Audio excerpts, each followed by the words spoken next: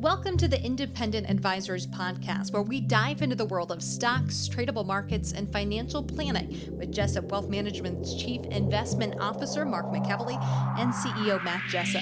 You'll hear tips, tricks, and strategies to address your financial well-being, and most importantly, conveyed in a way that everyone can understand. Here are your hosts, Mark and Matt. Welcome to episode 332 of the Independent Advisors Podcast. On today's show, we're covering a few timely and important topics, including investing versus gambling, stock splits, how getting out of the market at the April bottom would have hurt your portfolio, and finally, volatility has dropped and sentiment has risen. Whether you're tuning in for market insights, planning tips, or just staying informed, there's something here for you. So let's jump in.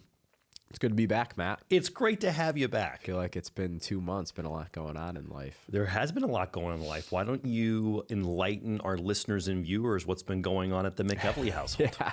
So on Thanksgiving morning, we welcomed our second daughter into the world, Poppy K. McEvely. Mm-hmm. So she was 3 days, 3 days late. So my wife, Kenzie, was due the Monday before Thanksgiving, and then Poppy came at 4:56 on Thanksgiving morning. Fully baked? Fully baked.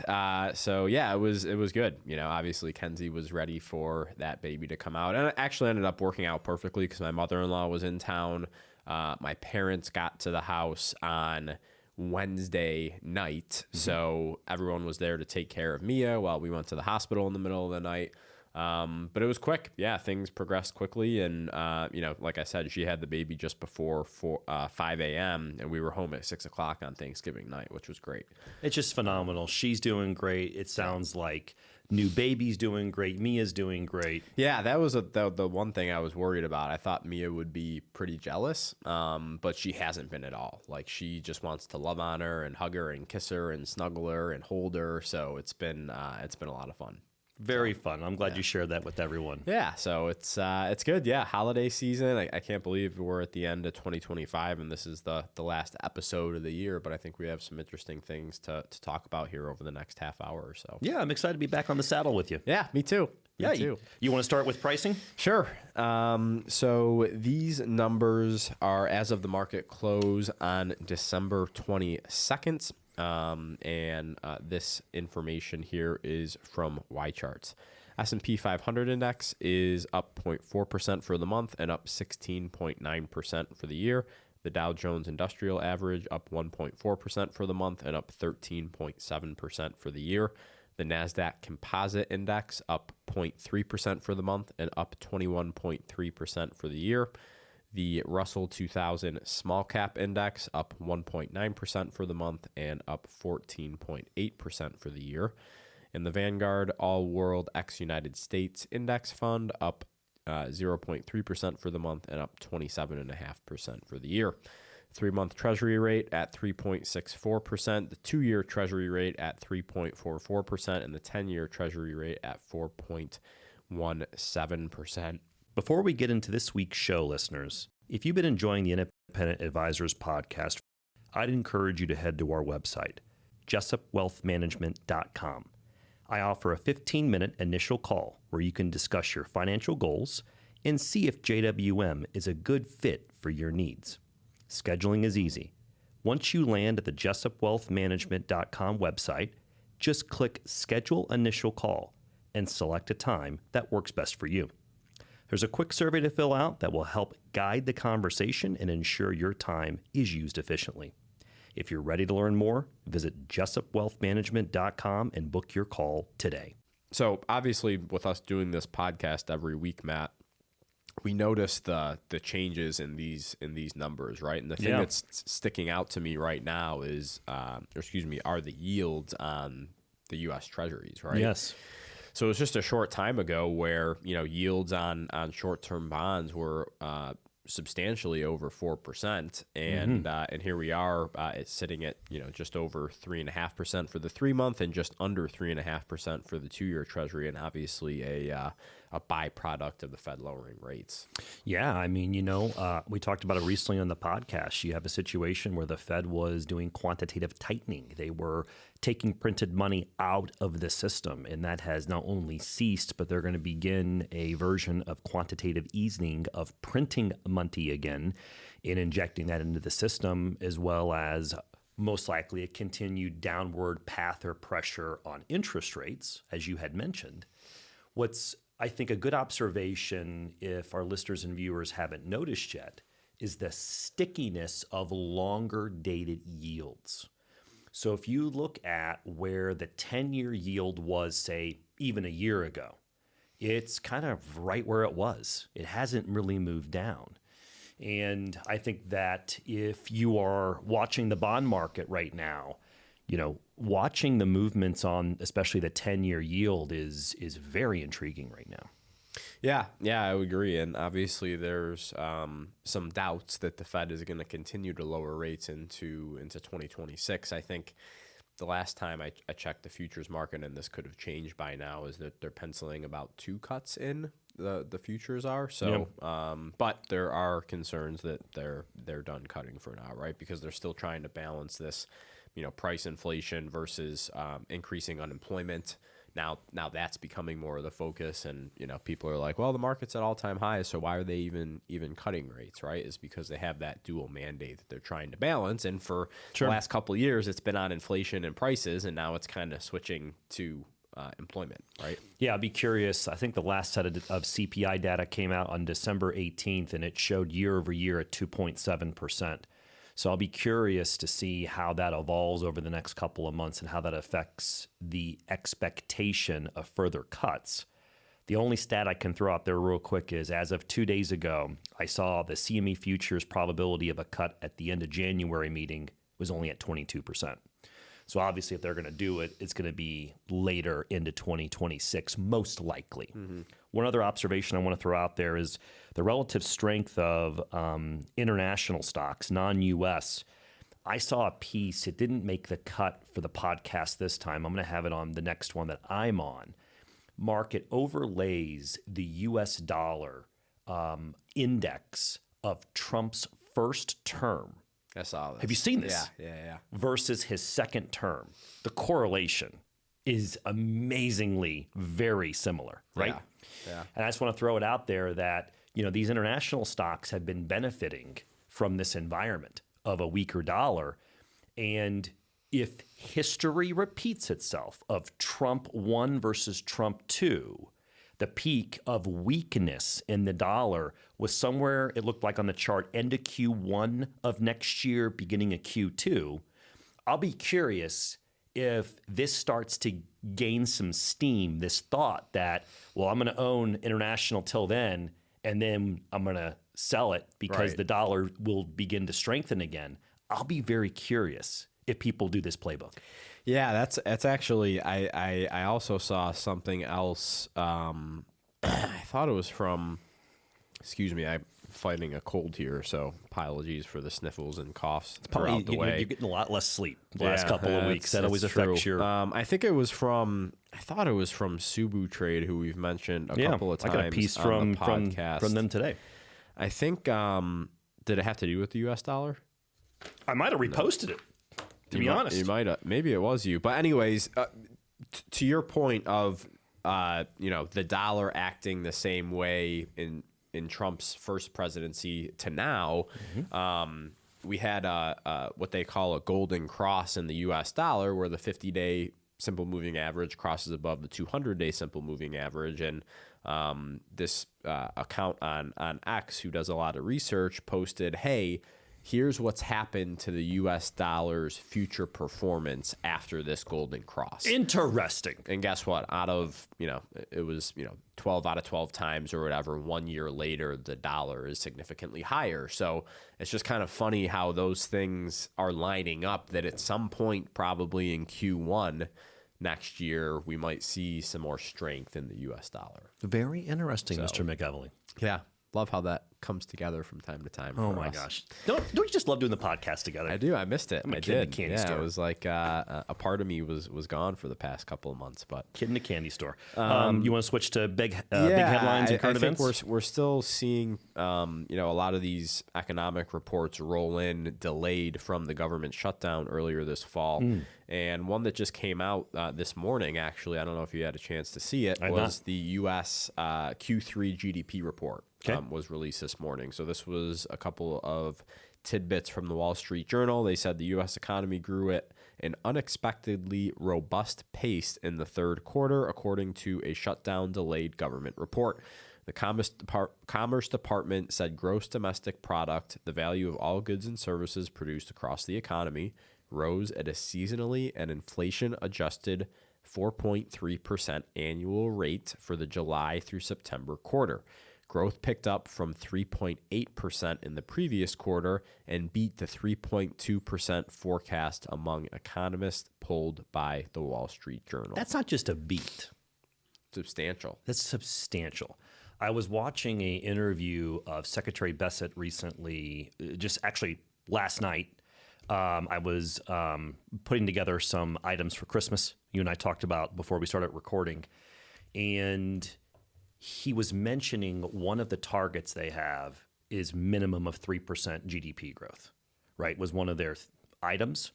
And to sit there and see it come in at 4.3, that's a big number. Again, I think that, if we had to characterize 2025, and I think this could be said for a lot of other years, right, is it's kind of a year of surprises, right? Where people think one thing's going to happen and then the opposite happens, right? Yeah, but I would argue the bingo card surprises this year were tremendously above average. Right.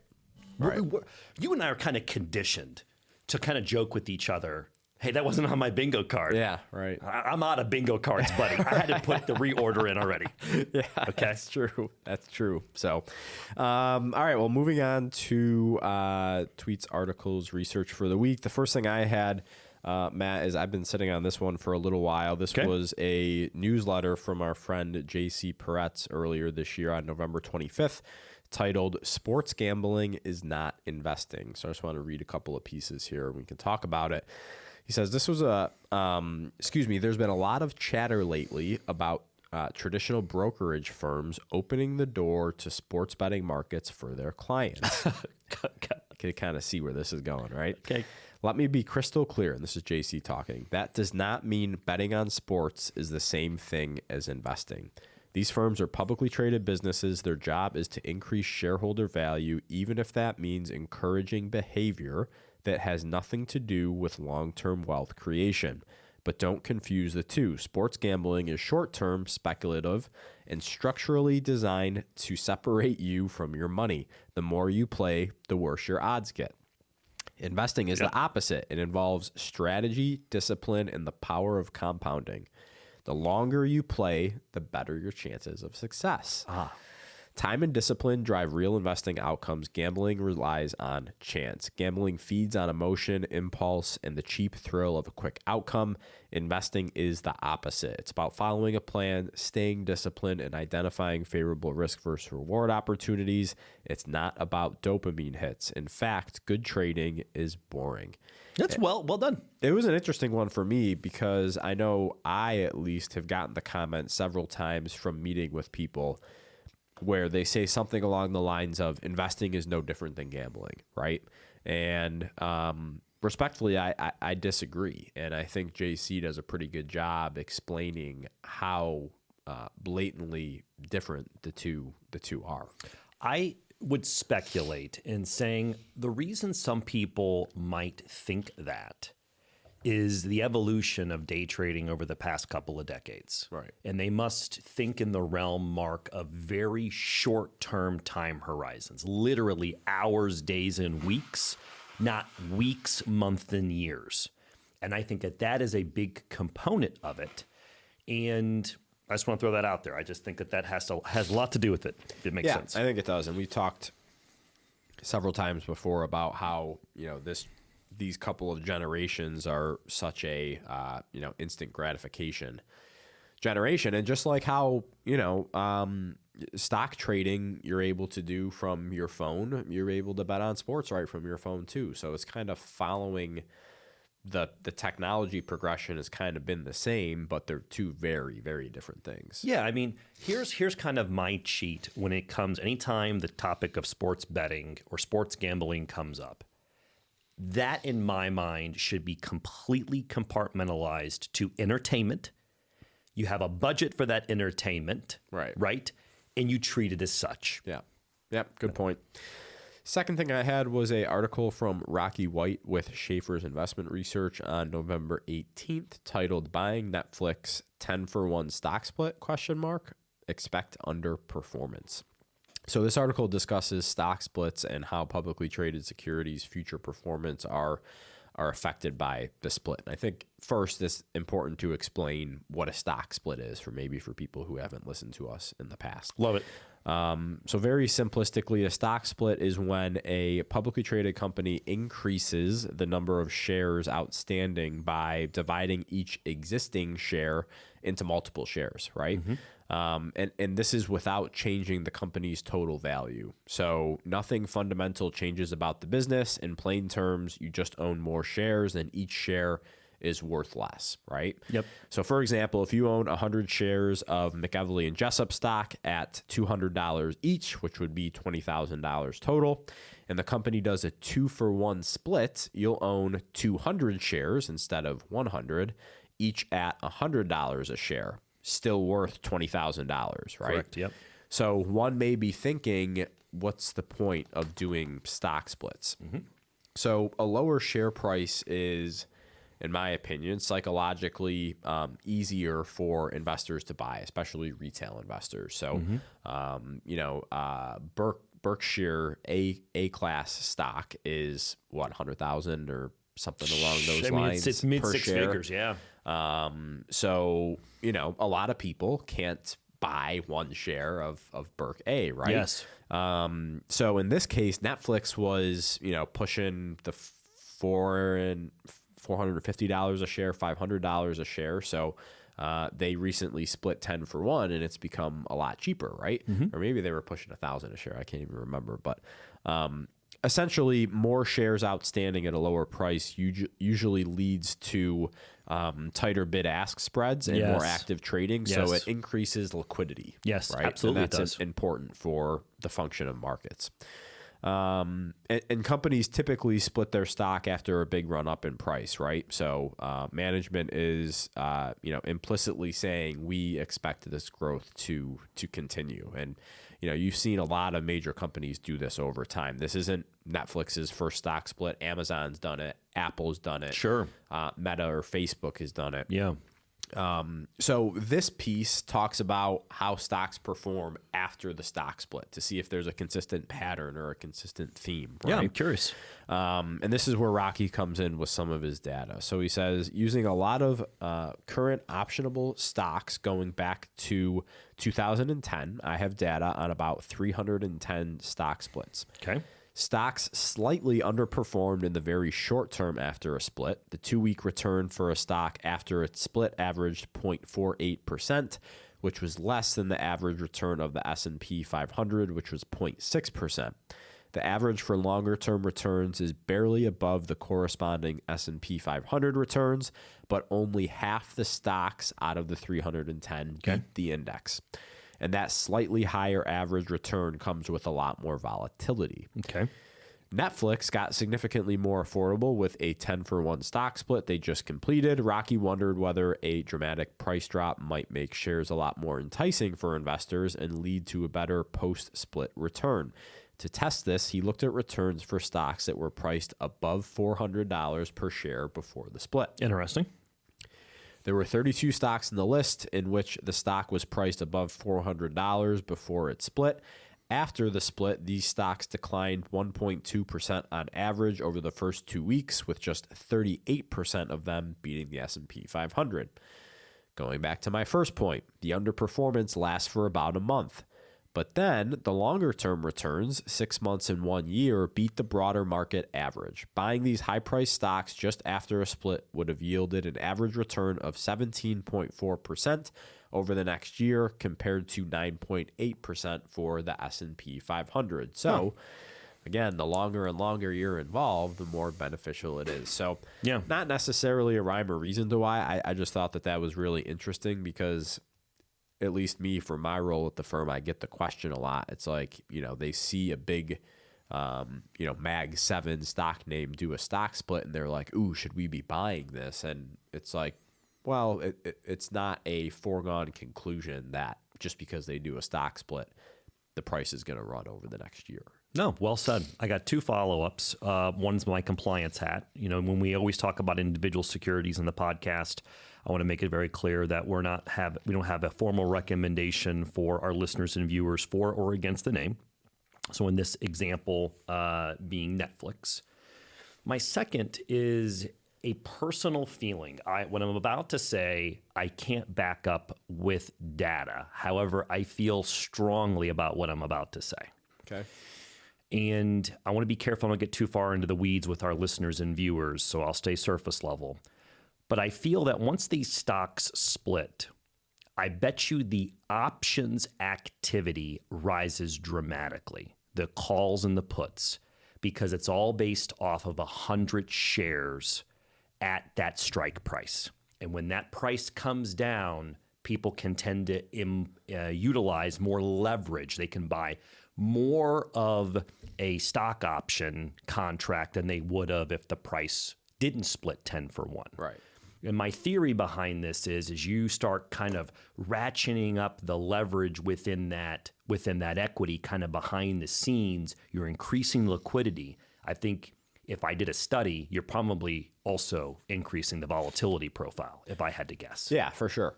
That makes sense? Yeah, because if you look at, and again, this isn't a recommendation for and against, but one of the most optionable securities out there is Tesla.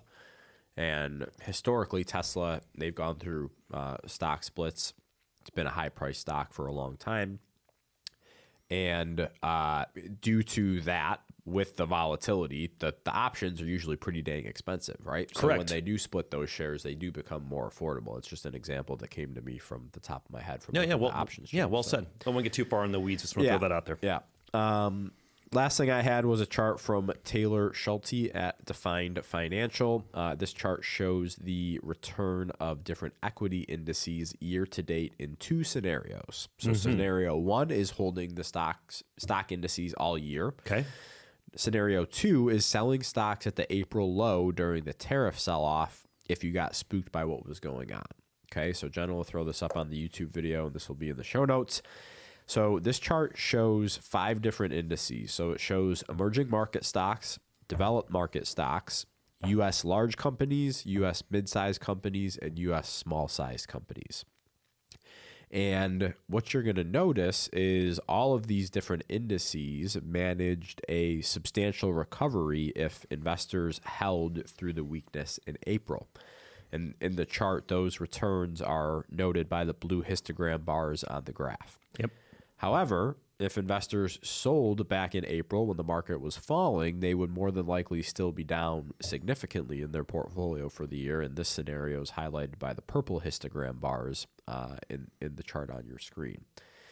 So all in all, this is, in my opinion, a great example why we stick to the investment plan, right? And not try to jump in and out of the market just based on news headlines and things that are going on geopolitically.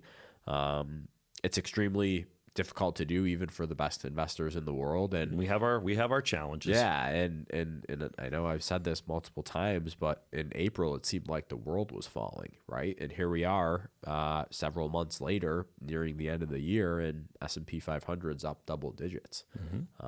So just another example of why, going from being down double digits to being up double digits. Right. So another example of why you got to put a game plan together and stick to it. Well said. Well said. We wanted to take a minute and tell you about a service we personally use and trust, LifeLock by Norton. With everything we do online these days, protecting your identity and personal information is more important than ever. That's why we've partnered with LifeLock, a leader in the identity theft protection industry. Their mission is to empower people to live their digital lives safely, offering tools to help protect you and your family from threats like identity theft, cybercrime, and fraud. They combine advanced technology with 24/7 support to keep your information safer in today's connected world. We use it ourselves, and we think it's a valuable tool for anyone looking to add an extra layer of protection. If you're interested in checking it out, you can use our special link to get a discounted rate. As a heads up, we do receive a percentage of compensation if you sign up using our link, but we partnered with LifeLock because we believe in what they offer. To learn more and get the deal, just head to jessupwealthmanagement.com/LifeLock. I'm going to start off. I'm going to talk about market sentiment is finally improving. So before I kind of go into the data on the chart, this is from Subu Trade, and it was referencing, Mark, the AAII sentiment survey. So I'm going to explain what that means to our listeners and viewers. The AAII sentiment survey, conducted weekly by the American Association of Individual Investors, it gauges the mood of retail investors by asking whether they feel bullish, bearish, or neutral about the stock market over the next 6 months. You can only answer one of three ways. Right. Right now, the bullish percentage has topped 44% for 2 consecutive weeks. Timestamp on this post is December 11th. The first time that's happened in over a year, which is why it caught my eye, signaling a notable uptick in investor optimism after a period of caution. This melds quite well with your last piece that you just discussed. Right. Historically, such sustained bullish sentiment has often preceded positive moves in the S&P 500, as it reflects growing confidence that can fuel buying momentum and support broader market rallies. So when you look at this data piece, when you look at it, when you have a 2-week stretch of the AAII bullish indicators coming in at 44%, and that being the first occurrence in over a year, there's about, what would you say, about 8 to 10 data points on this, 91, 94, 2000, etc. 6 months later, on average, the market's up 9.73%. 1 year later, 17.44. The only thing that scares me about the data set is on the 6 and the 1 year, the market in these previous instances wasn't down. Mm-hmm. Anytime I see 100% hit rate, at some point it's going to be down. Right? Yeah. But I just want to throw it out there that we've had, and I've been very vocal about this on the podcast the past year. Market sentiment's been poor. Finally people starting to change their tune a little bit. And guess what? It's not bearish. Yep. All right. My next piece is a reminder about S&P 500 concentrations. Okay. I saw a post, Mark, on December 13th from Compounding Quality, and this is exactly what the post said. The S&P 500 is more concentrated than ever. The top 10 names within the index now make up 41.1% of the S&P 500's market cap, the highest level on record. They generate 32.6% of total earnings of the index. Jenna will put up this chart that Compounding Quality put together that mirrors 2 data points going back several decades. One is the percentage of the S&P made up by the top 10 largest market cap companies through time, as well as their earnings of the index. Okay? So I dug a little bit deeper on this topic. Okay? A little bit of a detective. The top 30 names by market cap equal about 48 to 50% of the index. I wanted to give a breather for the market to move by the time I did this. The top 50 of 500, is it still technically 503? I think it's 503. Okay. So the top 50 of 503 equals 60 to 62% of the index. The S&P 500 index is more concentrated than probably most investors think. And for our traditional podcast listeners, I'm looking at Mark right now doing the think air quotes. For the NASDAQ 100, the top 10 stocks by market cap make up 52 to 54% of the NASDAQ 100, just 10 of them. Okay? For the Dow, made up of 30 stocks. The Dow Jones Industrial Average, the top 5, make up 31 to 34% of those names. Just want to throw it out there. People think, oh, hey, I got this S&P 500 index fund, Matt. I'm diversified. Right. You really aren't, buddy. No, you're not. Yeah, it's a great point. Let's call it for what it is. It's quickly turning into a mega cap index. Yeah, it is.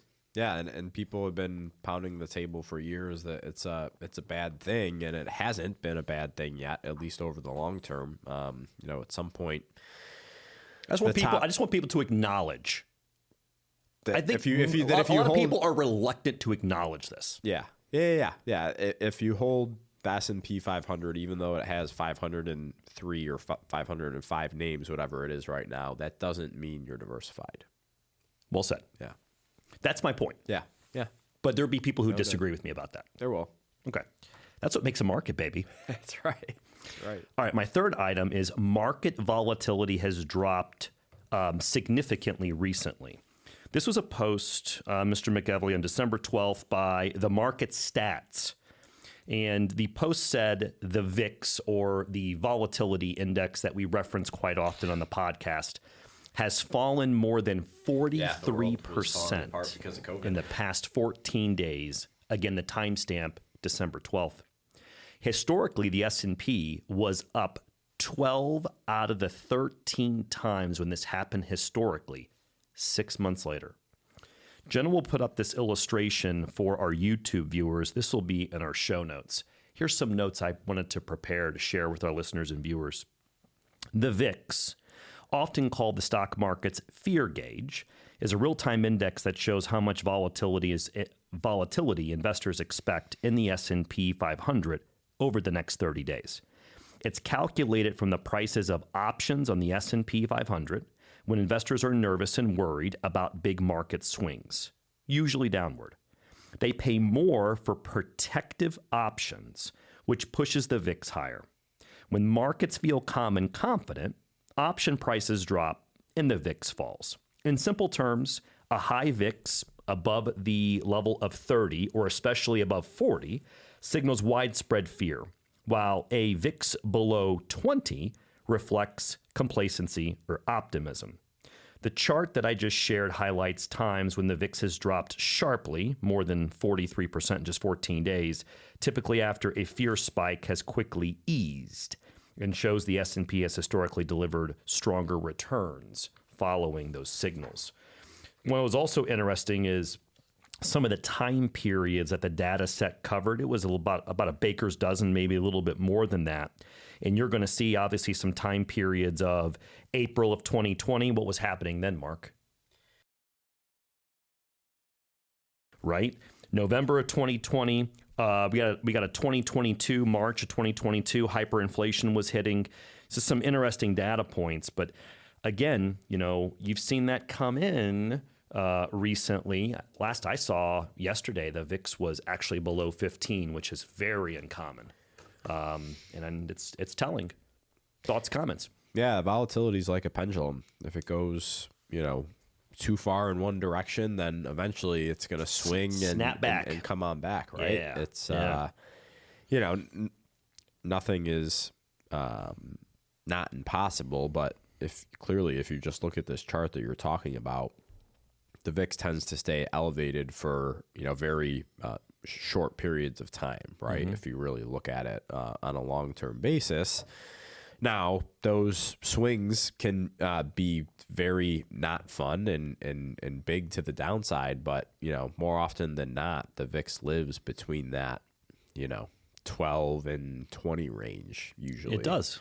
And again, I think of it kind of like in tranches, right? So if you're looking at the VIX, which we've talked about what the VIX is and how it works in detail before on this podcast. Yes, sir. 10 to 20 is you're buying stocks. There's not really a whole lot of fear, right? Mm-hmm. 20 to 28 is like this is a little shaky. I'm not as confident. And then above 28 is kind of like, okay, fear is widespread. This might not just be a pullback, so it's kind of like wait and see mode. Well said. So it's kind of like green, yellow, red, right? That's a good way, simplistically, of throwing it out there. I like that. Yeah, but it does. I mean, again, it's very simple to look up this data. We're going to coin this the McEvely VIX gauge. Yeah. We'll have a little indicator. I could just see it all kind of coming through in my head. Yeah, perfect. But yeah, I mean, just like, it makes sense though, right? I mean, the VIX lives usually, like I said, between 12 and 20 because 3 out of every 4 years the market is up. So that should happen. I mean, you say it a certain way, perception's reality. And what's the most important thing is the price action. It is telling you something. And, when you see these spikes of volatility, everyone is so concerned on Wall Street to get ahead of the next big downturn. I bet you in the last 5 years, Wall Street has called 30 of the 3 good downturns. Yeah, for sure. Right? Yeah, they have. Yeah, it's a fact. Okay, well, just closing out with the financial planning topic of the week. IRS released the tax brackets and standard deductions for 2026. So a boring one, but important, for people to know. So first, I want to read off the single 2026 tax brackets, and I'll move to married filing joint for 2026. Jenna will put this on the YouTube page. It'll be in our show notes, Great. and you can just look it up online if you need to. Great. So if you are single filing a tax return for 2026, $0 to $12,400 is 10% tax bracket. $12,400 to $50,400 is the 12% tax bracket. $50,400 to $105,700 is the 22% bracket. $105,700 to $201,775 is the 24% bracket. I wonder who lobbied for that extra $775, I was just about baby. to say, I was like, this is kind of ridiculous. $201,775 to $256,225 is 32% tax bracket, and then $256,225 to $640,600 is 35%, and then above $640,600 is the 37%. So the highest bracket we got is 37%. Yeah. Got it. Married filing joint, it's very similar, except you kind of double it a little bit. So I'll just read the lowest and the highest. So $0 to $24,800 is the 10% bracket, and anything above $768,700 is the 37% tax bracket. So standard deduction amounts have changed again for next year. So if you are single or married filing separately, the standard deduction is $16,100. Married filing a joint tax return, the standard deduction is $32,200. And if you are filing as a head of household, the standard deduction is $24,150. So there's actually an additional standard deduction for people who have reached age 65 or who are blind. And that additional standard deduction is $1,650 for each married taxpayer, or $2,050 for unmarried taxpayers. So I think that special deduction lasts 4 years. I believe it was part of the OBBB that passed this past summer. Yep. So again, these are adjusted for inflation usually every year. So again, they have gone up again. So the important part here is you really need to have charitable deductions, for example, that are greater than these amounts to have it make sense for you to itemize, right? So I would be guessing here, and I'd love to hear your 2 cents. I would guess that 88% of Americans use the standard deduction. I was going to guess between 12 to 15%. Yeah. We're in a similar kind of thought process there. Right. I do feel next year is going to be an interesting year from a tax perspective because you have things kicking in such as no tax on overtime next year. Right. Right? So that's going to be a biggie. I feel the special extra deduction that people of Social Security age and above, that will be something that'll be welcomed, I think, for a lot of people. I think it's going to be really interesting. I think the refund checks for those that usually get them could be a little beefier than normal next March and April. And we'll see if we get the typical, seasonal strength in consumer spending around that time. I mean, if you think about it, who has sales is all the furniture stores around that time. Yep. So it's just going to be interesting to see what this tax season looks like. Yeah, well put. Well, thanks everyone for listening to episode 332 of the Independent Advisors podcast. Just a quick note, no podcast next week. We wish everybody a Merry Christmas and a Happy New Year. Thanks for sticking with us for another year, and we'll see y'all in 2026. Take care, everyone. Thank you for listening to the Independent Advisors podcast. If you're interested in hearing more, hit the subscribe button so you can be notified every time a new episode gets released. Feel free to share with friends, family, and follow us on Twitter at Jessup Wealth, Facebook, and LinkedIn. Mark and Matt will continue to share beneficial information on these social media sites. Also, check out the podcast tab on their website. That's www.jessupwealthmanagement.com. There you'll find links to every episode of the Independent Advisors. Have questions or topics you want to discuss on the show? Message us on Twitter, LinkedIn, or send an email with the words questions and topics in the subject line to inquiries@jessupwealthmanagement.com. We'll talk about it right here on the podcast. Certain sections of this commentary may contain forward-looking statements based on reasonable expectations, estimates, projections, and assumptions. Forward-looking statements are not guarantees of future performance and involve certain risks and uncertainties which are difficult to predict. All indices are unmanaged and are not available for direct investment by the public. Past performance is not indicative of future results. This podcast is provided for general informational purposes only and does not constitute either tax, legal, or financial advice. Although we do go to great lengths to make sure our information is accurate and useful, we recommend you consult a tax preparer, professional tax advisor, financial advisor, or lawyer regarding your specific circumstances. Investing involves risk, including the loss of principal. No strategy can guarantee any objective or goal will be achieved.